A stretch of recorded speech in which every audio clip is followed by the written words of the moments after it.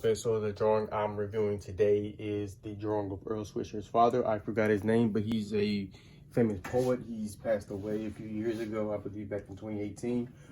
But yeah. So what I thought about this is maybe, well, I'll show the reference at the end of the video, but the main thing I wanted to capture was like the essence of like life, like it's like the drawing. When I draw it, you can like just feel, like it's there, I guess. I don't know. But right now you see I'm drawing mulatto, and one of the similar processes I have to do is get the shading right, because in the reference photo of this, it's printed, it's gonna be kind of blurred, and the detail that's in the photo, I'm not gonna be able to see it. So that was kind of the issue with this. So with this drawing, I did the flip technique. So basically, what I did was with the flip technique is get whatever you're drawing on, get your drawing paper, you take your reference photo, and you just clamp it down together like this, and you're just gonna keep flipping, and you just draw what you see to get the basic outline of sketch. You can do it if you wanna, if you wanna keep it on, you can, for like details, whatever. But I decided to take it off once I got the basic sketch down. And see, I'm gonna put this to the side.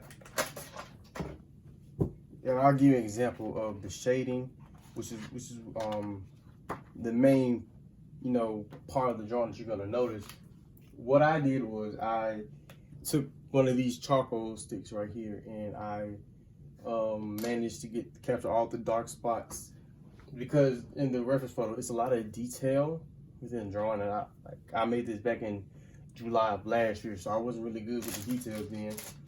But I decided, I can just keep the basic shading and have like the light, where it's kind of like almost just three simple tones in the picture, where it gives that certain art style. I forgot what you call it, like almost like stencil art, where you take, you put the gray first, or the black, whatever color.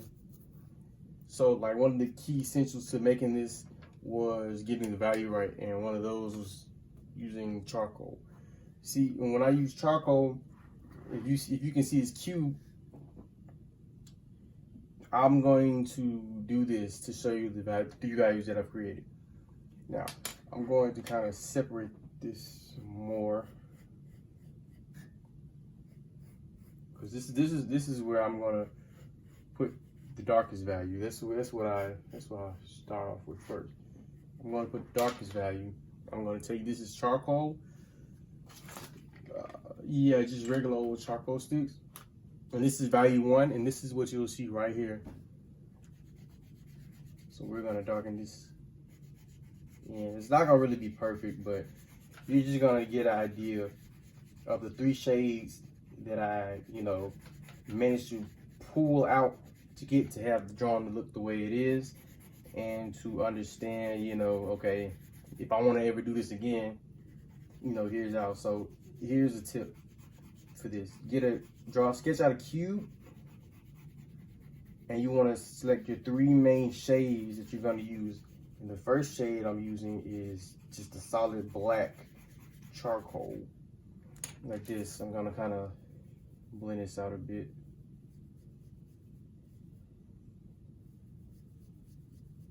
Just so you can, don't want to leave any white spots. And yeah. So this is value 1.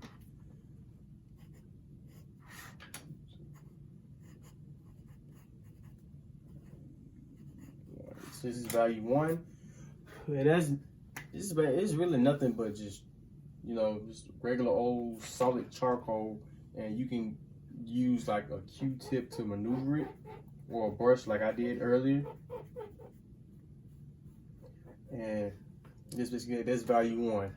And see, with value 1, what I did was when I did the sketch, I've already mapped out these major shades, these major areas right here, and I went ahead and darkened it in. Same with the Chadwick Boseman, but that's for another video. And that's basically what I did. And then with the second tone, I basically use this graphite stick with a mix of just a regular pencil shading. So we're gonna put this on the top of this cube, right? On the top portion of the cube, and this will be value 2. And I'm just gonna kind of lightly shade this, because it's not as, because it's a mid-tone, but it's also kind of like, you know, it has a few, it's a mid-tone, but like it goes kind of darker to about around a 7, if that makes sense to any of you guys. So I'm just gonna kind of lightly go over this with this too, because as you can see, I did capture a few details within the drawing to kind of give it more depth.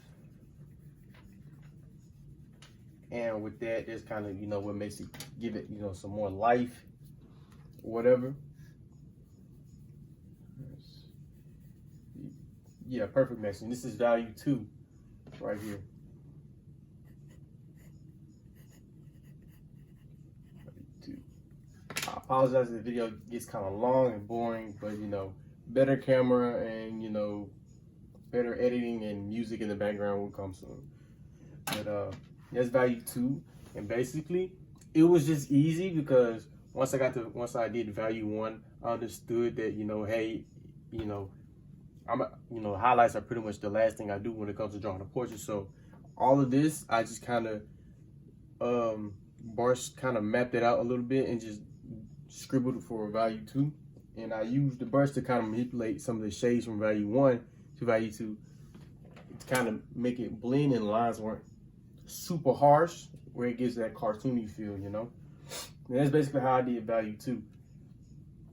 Value 3 is basically lighting, so like, but like it's not super light due to the fact that I kind of went over the lightest spots with the graphite already. So the one thing I'm gonna just do is do a light scribble on the last little box here on the cube.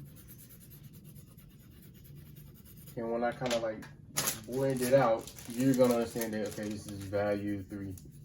It may not look like much from the other, but this is what I mean by value 3.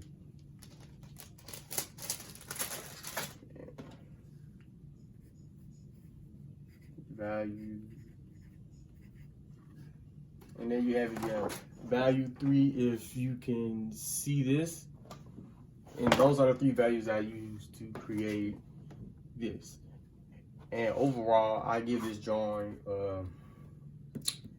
well, considering how I did it and how I was able to actually achieve this, I would actually give it a 7 out of 10. And I say that's fair to me because, you know, I'm the one who made it. What I did was, what I wish I could have done better was, you know, actually capture the detail from the reference photo and just, you know, actually draw. But what I did to achieve these light areas is I just took the kneaded eraser and I just, you know, erased those parts. And that's what gave it that stencil feel. Also, I wish I could have done the hair better. I used the Tonal Mono 0 eraser, and I kind of just went over it like that in that area. I mean, you can pretty much tell, but like I felt like the beard could be just a tad bit wider. Also, but overall, it looks pretty clean. The details in the hat kind of shocked me because that was one of the most confusing things about the drawing. And I'm glad I kind of did it this way, where it makes it look like, you know, it's kind of like that stencil art. So I can just, you know, break it down to those simple shades and just, you know, dabble on it. And the other details were just the little dark spots in the hat or whatever. Nothing really important, nothing major.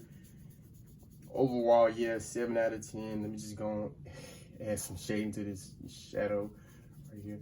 But yeah, 7 out of 10. And I think I can improve it if I were to like just redo it as a whole.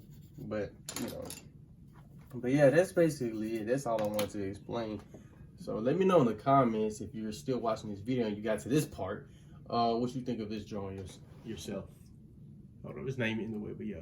Here's a close-up on the value cube. I'm definitely gonna upload this picture up to my social media and kind of explain it so that, you know, maybe other artists could use this in terms of finding the value for like a picture or whatever. Here's a side-by-side comparison of the value cube and the actual drawing. And as you can tell, it's pretty accurate, and I do recommend doing one of these to kind of understand the shades you want to achieve.